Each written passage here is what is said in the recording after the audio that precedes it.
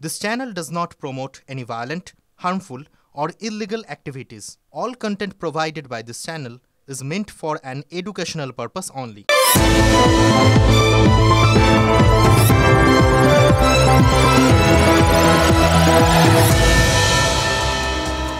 আজ নিজেকে খুব বিবেচক মনে হচ্ছে, জানেন তো। মানে এরকম না যে হঠাৎ করে আজকে মনে হলো আমি বিরাট বিবেচক হয়ে গেছি।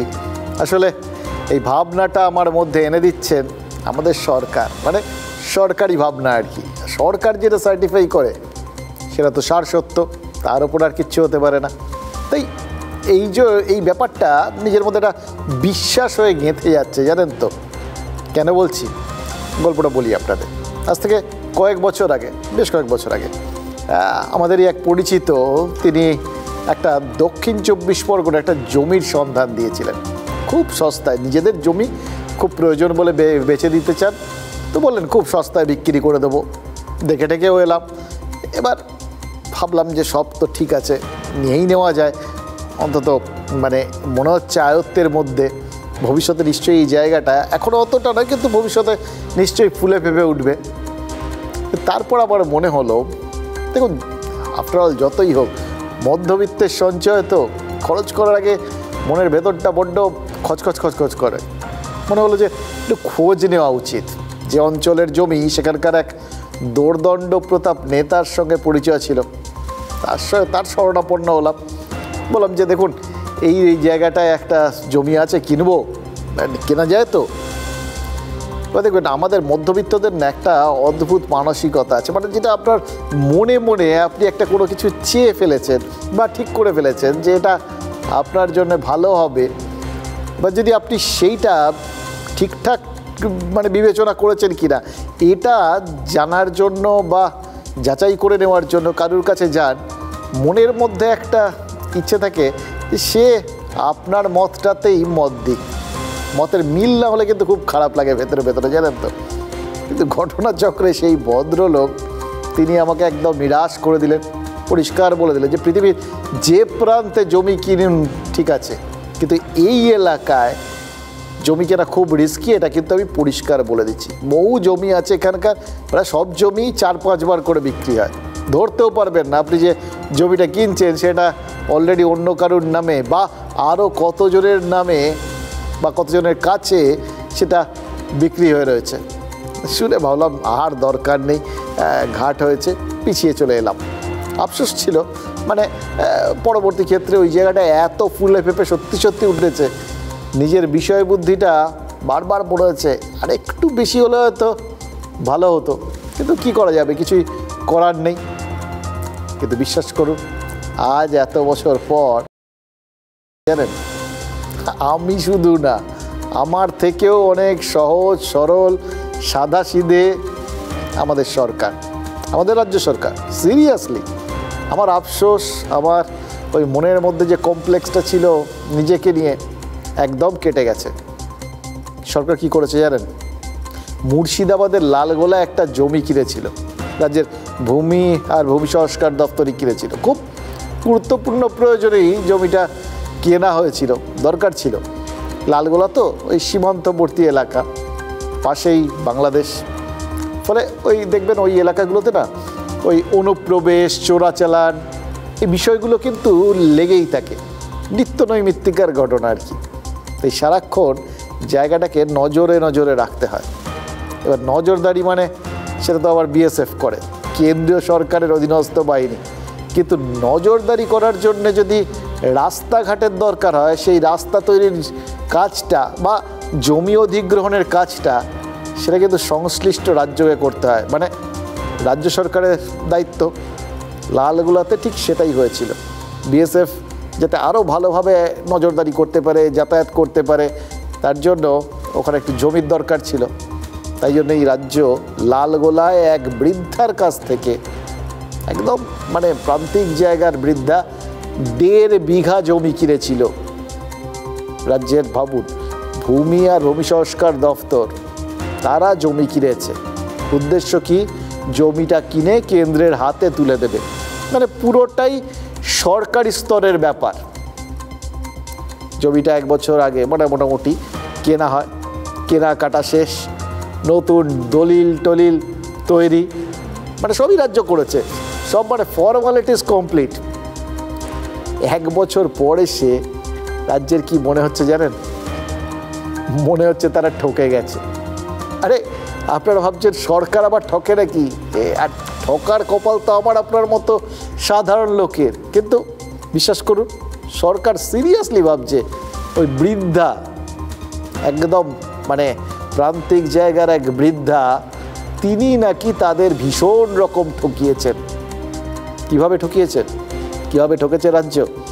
ভূমি আর ভূমি সংস্কার দপ্তরের স্থানীয় আধিকারিক বলছেন ওই 1.5 বিঘা জমির পুরোটাই নাকি মহিলার নিজস্ব নয়। তিনি নাকি অন্যের জমিকেও নিজের জমি বলে দেখিয়ে বিক্রি করে দিয়েছেন। কাকে বিক্রি করেছেন? সরকারকে। সরকার সেটা এখন ধরতে পেরে গেছে। এবার এখন বলছে ওই যেটা আপনার নয় সেটা আপনি কি করে বিক্রি করবেন? সুতরাং ওই বিক্রি করা জমিটার ও আপনি ফেরত নিয়ে নিন, যার জমি তাকে ফেরত দিয়ে দিন, যেটা টাকা দেওয়া হয়েছিল ওই জমির জন্য সেই টাকাটা আমাদের ফেরত দিয়ে দিন। মানে জমি নাও, টাকা দাও, তোমার জমি বলে তুমি যা বিক্রি করেছো সেই বাড়তি জমি ফেরত নাও। এই মর্মে কিন্তু ভূমি সংস্কার দপ্তর ওই রাজ্যে ওই জমির মালিককে একটা চিঠি পর্যন্ত পাঠিয়ে দিয়েছে। এটা শুনে আপনাদের কি মনে হচ্ছে? আহা হা, কি ভোলে ভালা সরকার বলুন তো, এতই সাদাসিধে সহজ সরল। জমিটা কেনার সময় বোঝেইনি বাড়তি জমি কিনে ফেলেছে, এবং এমন একজন যার নিজের জমি নয় সে বিক্রি করে দিয়েছে। কে কিনেছে? ভূমি সংস্কার দপ্তর। আবার তারা 1 বছর লেগেছে তাদের বুঝতে যে জমিটা তারা কিনেছে ওই বৃদ্ধার কাছ থেকে, বৃদ্ধার জমি বলে কিনেছে, সেটা তাদের নয়। কাগজপত্র সবই নাকি তারা দেখে ফেলেছে, তখনও বোঝেনি। ভাবুন তো, প্রশ্ন তো উঠবেই। আপনাদেরও মনের মধ্যে হচ্ছে, আমারও মনের মধ্যে হচ্ছে, আরে জমিটা কেনার সময় জরিপ টরিপ হয়নি? সেটাও তো সরকারি ব্যাপার। সরকারি ব্যাপারেই এত বড় ফাঁক, কাগজপত্র দেখেনি সরকার। তো কাগজপত্রে একদম মানে ইঞ্চি টু ইঞ্চি সব কিছু যাচাই করে। তাহলে কি হলো? দেখুন, এগুলো কিন্তু টেকনিক্যাল প্রশ্ন, এগুলো আবার আমরা সবসময় যে খুব ভালো বুঝি তাও না, তাই যাচ্ছি না এর মধ্যে।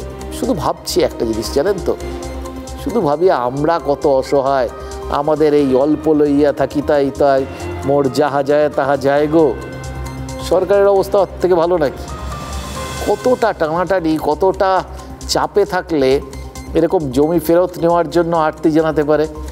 সরকার বুঝতেই পারলো না একজন এরকম বৃদ্ধা তাদের একাই প্রতারণা করে চলে গেল। ভাবা যায়, এক বৃদ্ধা গ্রামের একজন মহিলা, তিনি একা রাজ্য সরকারকে এইভাবে সোজা বাংলায় টুপি পরিয়ে দিলেন। আরেকভাবেও বিষয়টা দেখতে পারেন, জানেন তো, রাজ্য সরকারের টাকা পয়সার কতটা দরকার এখন একবার ভাবুন তো। মানে এইটা টানাটানি চলছে, নিশ্চয়ই চাপ পড়েছে। এরকম চাপ থাকলে আমরা কি করি? ঘরের মধ্যে কোথায় কবে 1 টাকা গুঁজে রেখেছিলাম, হয়তো ওই কেউ মহিলারা দেখবেন শাড়ি ফাড়ির তলায়, আমরা ওই বইঠইয়ের ফাঁকে খোঁজ খবর করে দেখি। যদি 2-4টে রেখে দিয়ে থাকি, হঠাৎ করে বেরিয়ে এলে কি ভালো যে লাগে। এবার এই খোঁজাখুঁজিটা কখন করি? যখন এই মাসের শেষ টেসে পকেটে থাকে না আর কি কিছু, তখনই তো করি। সরকারেরও কিন্তু আপনার আমার মতো অবস্থা, নইলে খোঁজ করবে কেন? তাও আবার 1 বছর বাদে। কয়েকটা টাকার জন্য একজন গ্রাম্য মহিলার পেছনে এইভাবে পড়তে হয়েছে, এবং তার থেকেও বড় কথা, তারা নিজেরা কতটা সিস্টেম মেনে এগিয়ে এই রকম একটা পরিস্থিতির সৃষ্টি করেছে, এবার ভাবতে পারছেন? চিঠি করে বিএলআর চিঠি করার পরে আমাদেরকে ডাকা হয় অফিসে বসার পরে। আমাকে প্রথমে এতই চাপ দেয়, আমাকে বলে তোমরা মানে জমি জায়গায় মানে করে ফ্রড করে বিক্রি করেছো।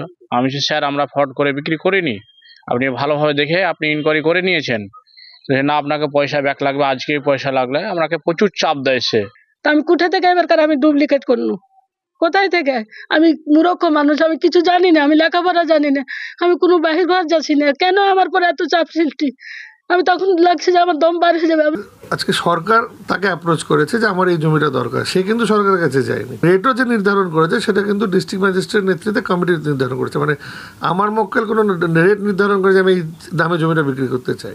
তারপর সেই দলিল অলরেডি রেজিস্ট্রেশন হয়ে গেছে। আমরা নোটিশ করেছি, আপাতত 7 দিন তাদেরকে সময় দিয়েছি, তাদেরকে বলেছি যে এই যে তোমরা এই নোটিশটা করেছো সেটার কোনো লিগাল স্ট্যান্ডিং নেই, তুমি এটা উইথড্র করে নাও।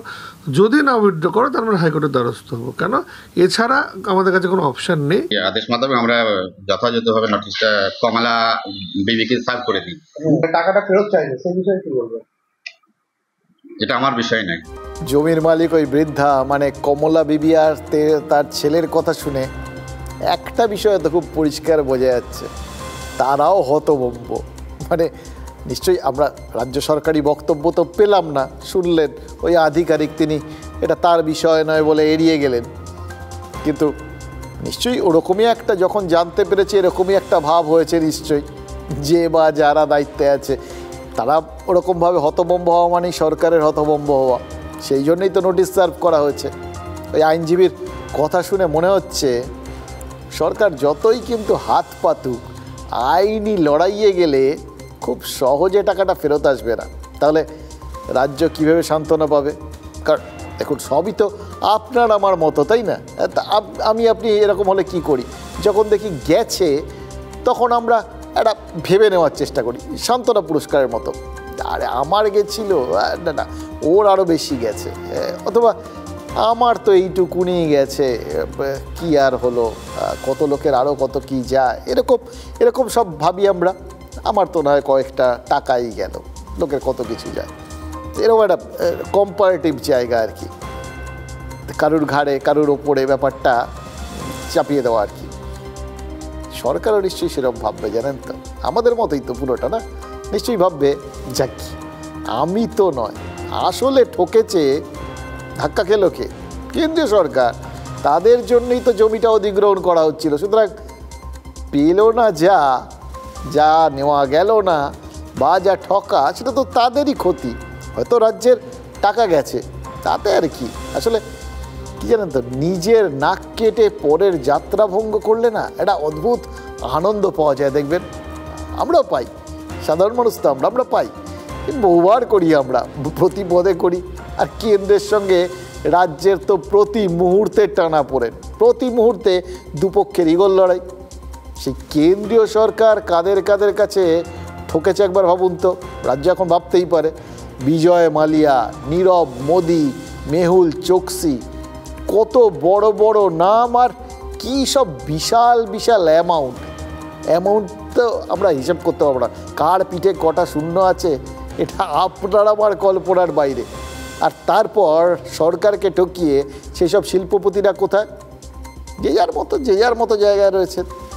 আর কোথায় বাংলার এক অজপাড়াগায়ের বুড়ি মানুষ, কোনো তুলনা চলে বলুন তো? আর এই কটাই তো টাকা, সুতরাং নিশ্চিন্ত থাকতে পারে রাজ্য, তারা ভাবতেই পারে ও কোথায় কেন্দ্র কত জায়গায় কত কিছুতে ঠকে। ওই যে বলে না, দেখবেন এখানে কিছু হলেই আপনি বললেন তিলোত্তমার খুন আর ধর্ষণ হয়েছে, বললেই বলবে কেন হাতরাসে হয়নি, এ তো সবসময় আমরা অন্য কিছুকে দেখাই, তো এটাও সেরকম আর কি। রাজ্য একটুখানি ঠকেছে, এতে কত বেশি ঠকে কেন্দ্রীয় সরকার। যতই ভাবুন, যতই সান্ত্বনা পান পেতে পারেন, কিন্তু রাজ্যের জন্য এটা তো ঠকা তো বটে। সেই জন্যই বলছি, এরকম একটা ভোলে ভালা সরকার আরেকটা দেখান তো, কি মনে হচ্ছে জানেন? এরকম সহজ সরল সরকারকে শুধু কি ওই নিরক্ষর গ্রাম্য মহিলা ঠকিয়েছেন? চারপাশে তো বসে আছে মশাই লোকে ঠকানোর জন্য, সেখানে এরকম একজন ভালো মানুষ সরকার পেলে ঠকাবে না? বলা যায় না, হয়তো সরকারের ঘরেই কত লোক বসে আছে যারা সরকারের নাকের ডগায় বসে সরকারকে ঠকিয়েছে, টুপি পরিয়েছে, অথবা এখনও পড়াচ্ছে, অথচ সরকার টের পাচ্ছে না।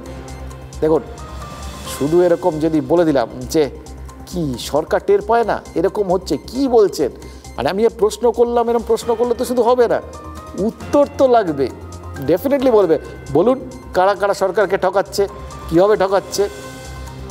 সেটা বুঝতে গেলে বা বলতে গেলে আরও কিছু কথা বলতে হবে, জানেন তো, আপনারা জানেন ওই কথাগুলো আজ না বললেই নয়।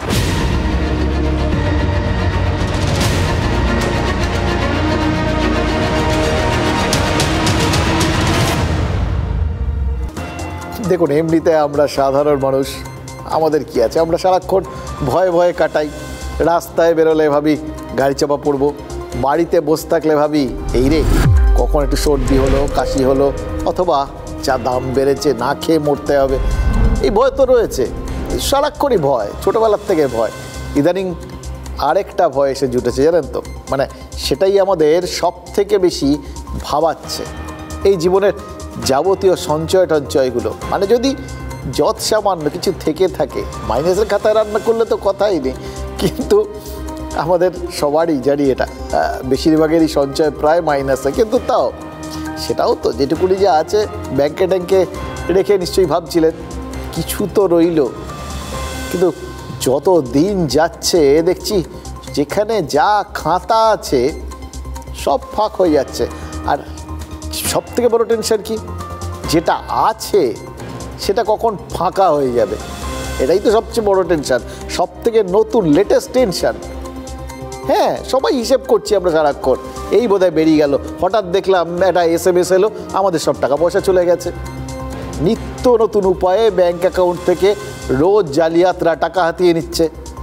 আমরাও মাঝে মধ্যেই আপনাদের দেখাই কত রকমভাবে কাকে কাকে কীভাবে কে কে ঠকিয়ে নিচ্ছে। এবার যেটুকুনি সঞ্চয় আছে সেটা যাতে জালিয়াতরা হাতিয়ে নিতে না পারে, তার জন্য আমাদের এখন সতর্কতার অন্ত নেই। সারাক্ষণ জানতে চাই কী করলে কি হবে, কোথায় গেলে পাবো, চলে গেলে ফেরত পাবো কি না। কোনো SMS হাতে এলে আগেই ভাবি যে দেখতে গিয়ে আবার লিঙ্কে ক্লিক করে বসবো না তো। অচেনা নম্বর থেকে ফোন এলে ভাবি ধরাটা ঠিক হবে, কথার প্যাঁচে জালিয়াতরা ব্যক্তিগত তথ্যগুলো হাতিয়ে নেবে না তো, অ্যাকাউন্ট হ্যাক হয়ে যাবে না তো।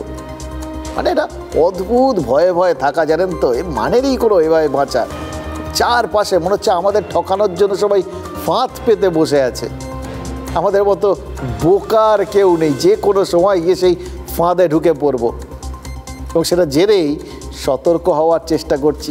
ভাবুন, বোকারা সতর্ক থাকার চেষ্টা করে।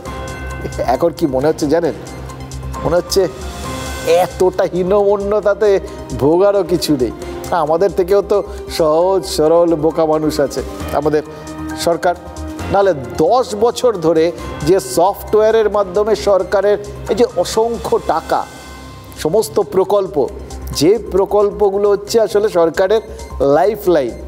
হ্যাঁ, এই যত স্বাস্থ্যসাথী ধরুন, বা এই লক্ষ্মীর ভাণ্ডার বলুন, বা ওই তরুণের স্বপ্ন বলুন, এই যে বিভিন্ন রকম প্রকল্পের যে টাকা পয়সাগুলো দেওয়া টেওয়া হয় আর কি, এইগুলো তো মানুষের মনে সরকারের কাজের সব থেকে বড় সার্টিফিকেট। মানুষ ওইটার প্রতিদানে ভোট দেন।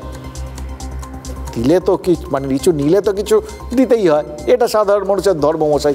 পাশের বাড়ির থেকে যদি তরকারি রান্না করে দিয়ে যায়, আপনি সেটাতে পাল্টা একটুখানি একটু মাছ রান্না করে দিয়ে আসেন না? সেই ছোটোবেলা থেকে দেখে আসছি, এ তো সেই অভ্যেস জিনের মধ্যে ঢুকে গেছে, এ তো এই সংস্কার থেকে তো বেরোতে পারবেন না। ফলে সরকার যখন আমাদের বিভিন্ন প্রকল্পের মাধ্যমে কিছু টাকা পয়সা দেয়, তখন আমাদেরও মনে হয় যে আমাদেরও তো একটা কর্তব্য আছে, এরা খালি হাতে তো ফেরানো যায় না, আমরা ভোট দিই। এবার ভোট পেলে সরকার বাঁচে।